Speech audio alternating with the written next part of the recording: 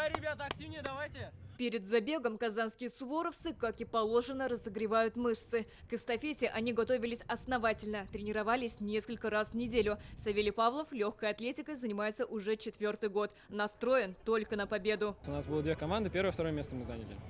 Вот. И сейчас планируем, конечно же, тоже первое брать, потому что у нас одна команда, и она достаточно сильная. По 300 метров сегодня пробежал каждый из 500 атлетов. Маршрут забега от главного здания КФУ до Казанского Кремля и обратно. Мы впервые от предприятия приняли участие в этих соревнованиях. Заняли 3-е место, что для нас уже хорошо.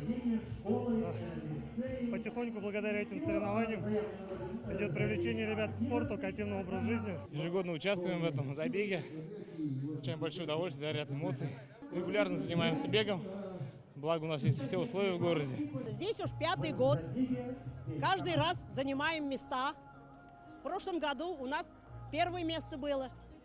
В этом тоже надеемся, что-нибудь получим.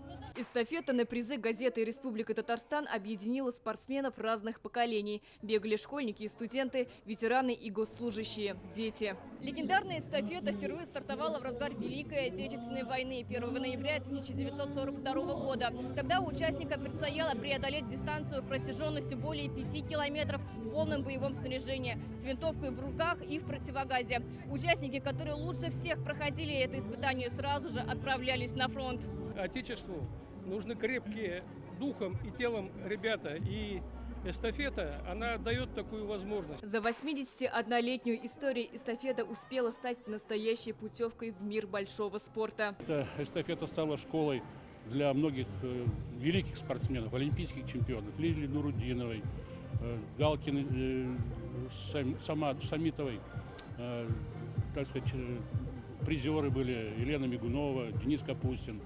Участники были чемпионатов мира, Европы. Победителей и призеров определили в каждой из 12 групп. Среди мужских команд лучшими стали суворовцы. Среди женских – школьницы 185-й гимназии Казани. Самым быстрым вручили кубок и диплом газеты «Республика Татарстан». Сирина Сахапова, Данил Филатов, ТНВ, Казань.